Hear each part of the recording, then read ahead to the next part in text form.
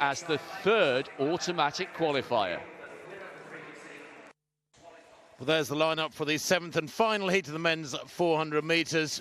William Ryan of Kenya will be the man, the oldest in the field in this extraordinary race in the youth that is involved. There is Ryan, second in the Kenyan Championships this year, 45.51 this season, and that is a lifetime best. I wonder if he's aware, I don't suppose he will be, that his compatriot career has just been disqualified. Namibia's Andre Retief goes in lane 7. He's just 19 years old, one of 2 teenagers in this race, and in fact 5 in this race are 21 or younger. 46.17 this year for Retief. In lane 6, Kennedy Luchembe of Zambia, semi-finalist in the World Juniors a few years back, holds the national indoor record from a couple of years back, 46.73.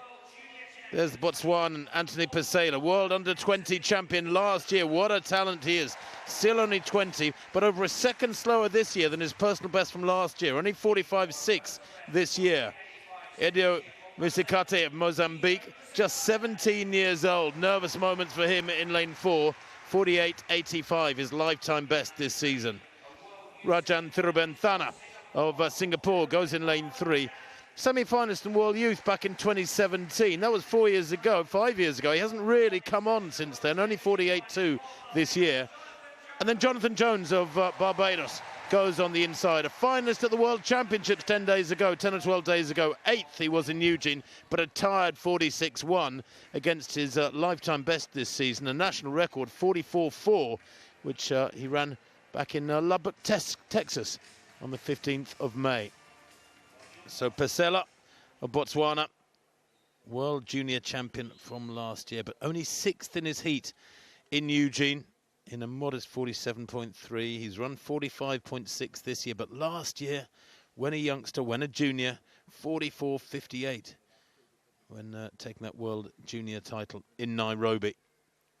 Jones of Barbados in 2, Thana of Singapore in 3, Muzakate of Mozambique in 4, Pasela of Botswana 5, the Zambian Luchembe in 6, Retief Namibia 7, and the Kenyan William Ryan on the outside, top of picture. Now, how can he go here? Can he stay within the line? Something that was too much for Correa in the previous heat. Very sad that, as they head down the back straight.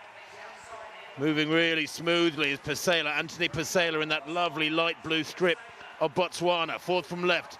He too looking very smooth, and that pitter-patter style of his, anything but a long raking stride, but it's effective, isn't it? Going well in 2 is Jonathan Jones of Barbados. He is so experienced, is the national record holder for Barbados, and he enters the straight in the lead, and still working away as Anthony Pasela with that Botswana blue strip, head rocking from side to side. It's Jones, Pasela, and in 3rd place there in lane 6, Luchembe, taking that critical 3rd spot for Zambia. The winning time, well, 46.39 for Jonathan Jones. Nice and relaxed. I wonder if he too has recovered. He is clearly very tired in that final in Eugene. He'd run a 44.7 in his semi to make it through as a non-automatic qualifier to the World Championship final, but then a 2.5 slower in the final. Do you know what? I really enjoyed watching that run from Jonathan Jones as the Zambian Luchembe gets congratulations for the 3rd automatic spot. Jones showed brilliant composure and that 800-metre speed that he's got. I think he might end up being a better 800 runner, the young Barbadian, than he is at the 4. And that's saying something, because he's a 44.4 man. Just bottom of your picture there with the Mike Norman-esque headband. Keep half an eye on Pasela on the left of picture here as he goes round this corner. I know we're not getting paranoid. He's very close to that line, wearing the light blue of Botswana. And as he runs very close to the left-hand side of his lane, Jones of Barbados comes through. What do you reckon, Tim? I mean, with 44.4 and that kind of strength towards the end of the race, he could make a brilliant 800-metre runner. Jonathan Jones you're talking about? Yes. I suppose so, yeah, but why wouldn't you say that about any 400-metre runner who can run 44 points? He's already shown potential at the 800, and I think I reckon that may be where his best distance lies. Well, he's a bit of a confused man. His coach, Edric Floreal, was a Commonwealth bronze medalist in the triple jump. So, not to say that you can't be a jumper and have great sprint knowledge, great coaching ability. I'm fascinated at the running style of Botswana, Anthony Pesela. He's got a strange pitter-patter little style. It just looks a little tight. I mean, he does here, and that's fair enough, 50 metres to go. But he covers the ground very effectively with what I think is an awkward-looking style. Kath, what do you reckon? I mean, you know you're sprinting, but he had, even down the back straight, fresh, in full flow, he wasn't taking long strides. Everybody's different. Everybody's different, of course. Like I said before, you work with your technique and you make it efficient. I'm concerned about the Botswanan here. I'm just going to wait for confirmation of this result, because there was a couple of occasions through that 400-metre heat when he did get very close to the line like Korea did. But at the moment that result stands, and the Botswana is in second place with 46.55. But you're right, it's all about working with what you've got and being efficient, and especially in early rounds as well, conserving the energy but getting the body into the condition and the position so it needs to go again and it knows what it's doing. But they were fascinating heats, weren't they, guys? It just gave us everything. DQs, fast times. Somebody running themselves almost literally into the ground with extreme pain in the hamstrings after running 44.89 and a massive personal best. It was brilliant. It was wonderful, wasn't it? All the colours of the rainbow in the way those races unfolded. But Jonathan Jones has given the nod for that first place in that final heat, ahead of Pesela and Luchembe. So there's the disqualification for Emmanuel Correa, the world and Olympic champion over 800 metres, left foot on the line numerous times. This is the lane infringement rule, so that was the reason for his disqualification. 1, 2, yeah, 3 strides, and on 2 of those a part of his foot wasn't just on the line, it was over onto the lane inside. That is why the world and Olympic champion over 800 metres will not be in the semi-finals, and we are reliably informed they are still looking at the replays of Anthony Pesela. And that would be a real shame, Tim, because as a young talent, he's absolutely brilliant, as he proved last year at the juniors.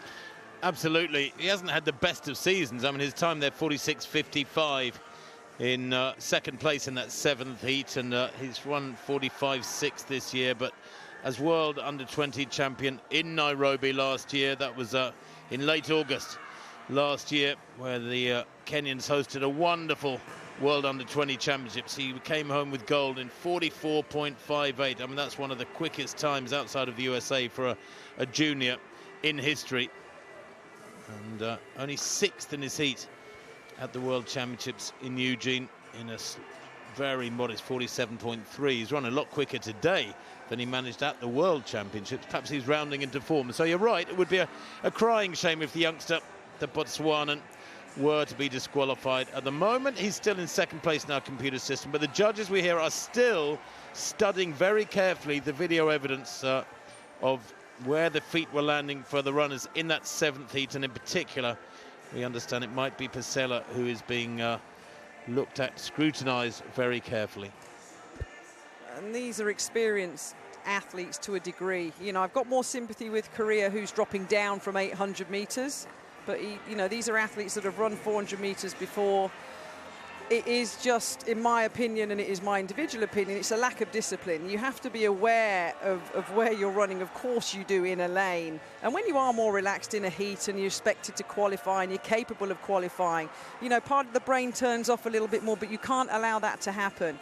So, yeah, we're hearing that they're still looking at the Botswana in the last heat, and Korea's gone, and he was one of the big threats, wasn't he, to the likes of Matt Hudson-Smith. But let's not forget how well Alan runs. So maybe Alan's replaced Korea as Matt Hudson-Smith, the English athlete's biggest threat to gold here on his home track. Well, Matt Hudson-Smith is the reigning European champion. He would love to add that to his World Championship bronze, a Commonwealth gold. But I suppose you could say, without putting too much pressure on him or jinxing him, that a Commonwealth medal is very much likely for Matt Hudson-Smith. Such has been his form this morning, and he's looked really strong. But what colour will it be Yeah, a medal's in no doubt for me. But it's I just don't want to jinx him, you know. Yeah, no, but it's which one it's going to be, and it's not going to be a walk in the park for the world bronze medalist. Now, just watching our CIS system, yeah, I agree. I think Hudson Smith has got big problems with Allen. Pasella does still have a Q by his name. Let's have a look at this. Pasella there in the light blue for Botswana. Watch that left foot.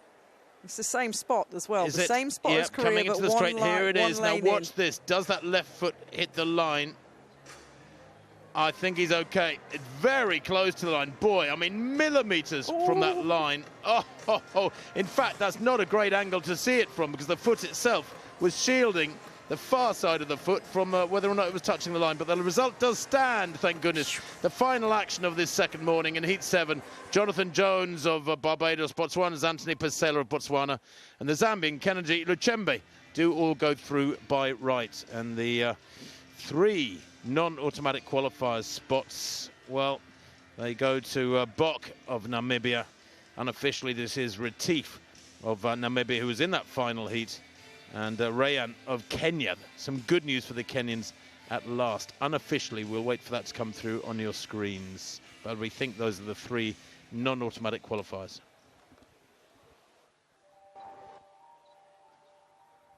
Well, what a brilliant set of semi-finals we have.